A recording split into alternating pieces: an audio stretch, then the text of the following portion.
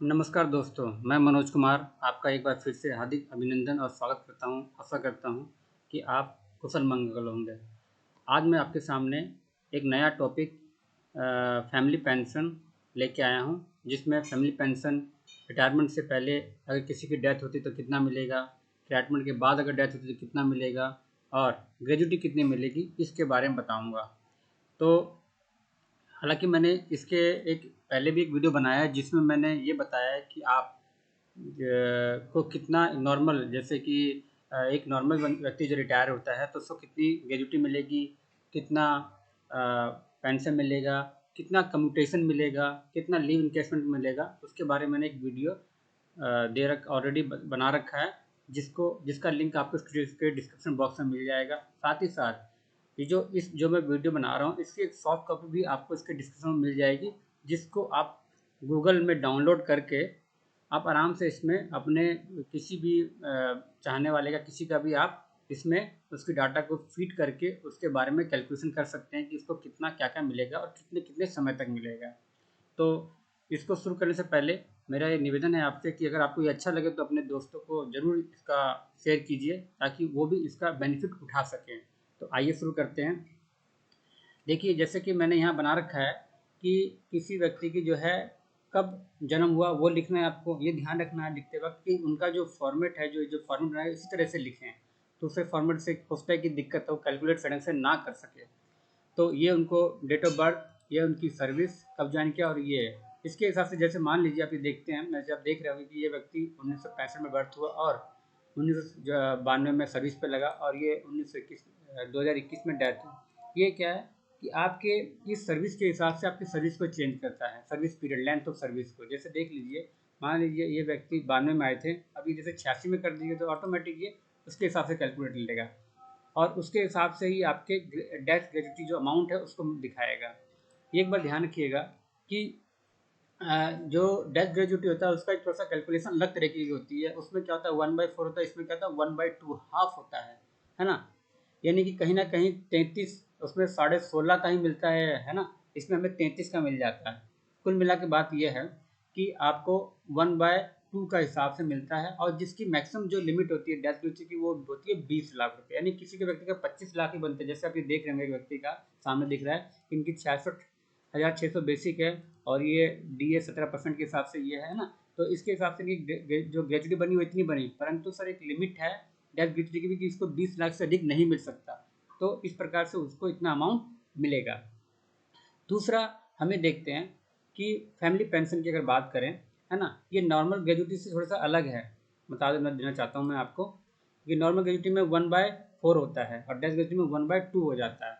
अगर हम family pension की बात करते हैं, फैमिली पेंशन एक होता है कि जो कि व्यक्ति के रिटायरमेंट से पहले उसकी डेथ हो जाती है, दूसरा होता है रिटायरमेंट के बाद उसकी डेथ होती है ना। तो दो कंडीशन में है ना। अगर रिटायरमेंट से पहले डेथ होती है तो उसमें क्या होता है कि देखिए, पेंशन दो तरीके से बताई जाती है। एक नॉर्मल रेट होता है, एक एनहांस रेट होता है। तो क्या होता है कि नॉर्मल रेट से क्या होता है, वो पहले 10 सालों तक मिलता है। जैसे मैंने यहाँ पे बता रखा है कि पहले जो 10 सालों तक वो आपको, है ना, मतलब 10 साल का किस प्रकार 10 सालों में वो मिलता है, किस प्रकार कैसे मिलता है, इसके बारे में बता रहा हूँ, दे रखा है मैंने। देखिए, इसको नॉर्मल जो है आफ्टर 10 ईयर ऑफ डेथ, यानी कि अगर किसी व्यक्ति की मृत्यु, मान लीजिए जैसे आप देख रहे हैं 55 साल में उसकी डेथ हो गई, है ना, तो 55 साल से 65 साल तक उसको क्या होता है कि एनहेंस पेंशन मिलता है। जैसे मैंने बता रखा है कि देखिए एक तो, और उसके बाद नॉर्मल रेट से पेंशन मिलता है। देखिए, जैसे कि ये दिखा रखा है कि 1980 इसका नॉर्मल रेट है, फिर ट्वाइस ऑफ नॉर्मल रेट, और फिर 50% ऑफ बेसिक। तो इन दोनों से जो है वो एक तो लेस, फिर इन दोनों से जो फायदेमंद होगा एम्प्लॉय को, यानी कि कहीं ना कहीं एम्प्लॉय को फायदेमंद होगा, एनहेंस रेट ही होगा, तो कहीं ना कहीं उसको 33,300 पहले 10 साल मिलते हैं। मैंने यहाँ पे पीरियड भी दिखा रखा है, ये ऑटोमेटिक कैलकुलेट करेगा कि जिस दिन से डेथ हुई है उसके अगले दिन से ये 10 सालों तक का आपका कितना पेंशन मिलेगा, उसके बारे में ये ऑटोमेटिक शो करेगा। उसके बाद आपको जो पेंशन मिलेगी वो नॉर्मल रेट पे मिलेगी, और वो कब से स्टार्ट होगी उसका भी बता रखा है। तो यहाँ तक तो हो गया आपको, जो कि अगर किसी व्यक्ति की डेथ रिटायरमेंट से पहले हो जाती है। अब अगर हम बात करते हैं किसी व्यक्ति की जो डेथ है रिटायरमेंट के बाद होती है, यानी कि 1 महीने, 2 महीने, 1 साल में, तो उसका फैमिली पेंशन कैलकुलेट करने का अलग हिसाब है। उसमें क्या होता है कि जब तक जो व्यक्ति था उसकी जिस जिस समय 67 साल एज पूरी हो जाती है, उसके बाद ही उसको नॉर्मल रेट मिलता है। उससे पहले यानी कि जो पहले 7 सालों में, यानी कि जो भी पहले है ना 7 सालों तक, जब तक वो 67 साल तक एज उम्र करता है उस समय तक उसको जो है जो पेंशन है वो 33,000 जो भी है उसको एनहेंस रेट पे पेंशन मिलता है। उसके बाद उसको नॉर्मल रेट पे वो पेंशन मिलती है। तो आप आशा करते हैं समझ गए होंगे कैसे कैसे क्या होता है ना। उसके बाद हमने यहाँ तक तो देख लिया है ना। बाकी अगर किसी व्यक्ति की अफसोस अगर रिटायरमेंट के बाद डेथ हुई तो उसको कम्यूटेशन भी मिलता है, सब कुछ मिलता है ना। और उसकी पर बस अंतर ये कि उसकी फैमिली पेंशन थोड़ी दूसरे स्टार्ट हो जाती है। नॉर्मल में क्या होता है कि अगर किसी व्यक्ति की डेथ रिटायरमेंट से पहले हो जाती है तो उसको कम्यूटेशन अमाउंट नहीं मिलता है। तो यहाँ तक आप समझ गए होंगे। अब आगे हम बात करते हैं लीव इनकैशमेंट की। लीव इनकैशमेंट के बारे में ये है कि किसी व्यक्ति को मैक्सिमम 300 डेज तक का ही लीव इनकैशमेंट होता है। उससे कम होता है तो उससे कम ही होता है, अगर अधिक होता है तो वो 300 तक लिमिट हो जाती है।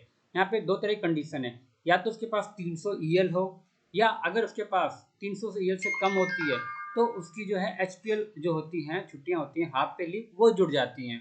वो भी मैं बताना चाहता हूँ आपको कि जैसे मान लीजिए यहाँ पर एक व्यक्ति आप देख रहे होंगे कि इनकी 260 ईएल है और इनके पास है ना 17 ही एचपीएल है। तो वो क्या है कि वो 17 एचपीएल का को जो है वो हाफ वो इतना ही मिलेगा। मान लीजिए इनके पास एचपीएल अगर 200 भी होती तो वो मात्र कंसिडर करता 40 ही एचपीएल को, और उसके हिसाब से वो 20 डेज के हिसाब से उस अमाउंट को आपको वो लीव इनकैशमेंट होती है ना। हाँ, अगर ये 300 होता तो फिर तो कोई दिक्कत नहीं, फिर तो आपको 300 ही का ही पूरा पूरा अमाउंट मिल जाता। परंतु अगर वो जैसे ही आपका 300 से कम होगा और आपके पास अगर एचपीएल है तो एचपीएल को वो 300 पहले पूरा करता है, उसका जो भी एचपीएल आपने जुड़ी है उसका वो हाफ लेता है ना। जैसे कि आप समझ चुके होंगे। तो इस प्रकार से ये ऐसे काम करता है। तो आशा करता हूँ कि आपको ये पूरा जो है वो समझ में आ गया होगा, है ना। आप बिल्कुल ये ध्यान रखिएगा, है ना। वीडियो को मैं वाइंड अप करने से पहले ध्यान रखिए, कि इस फॉर्मूला जरूर ध्यान रखिएगा, इससे आपका सब कुछ ऑटोमेटिक निकल जाएगा। और कहीं ना कहीं जो पीरियड होता है वो कहीं ना कहीं 66 हाफ ईयर को ही कैलकुलेट किया जाता है। उससे कम होगा तो वो कम को लेगा, मैक्सिमम होगा तो भी वो 66 को लेगा। क्योंकि सब देख रहे हैं कि 34 दूनी 68 होता है और एक 7 का एक हो जाता तो 69 हो जाता है, परंतु वो क्या है वो 66 ही लेगा, उससे ज़्यादा नहीं लेगा। तो धन्यवाद, थैंक यू।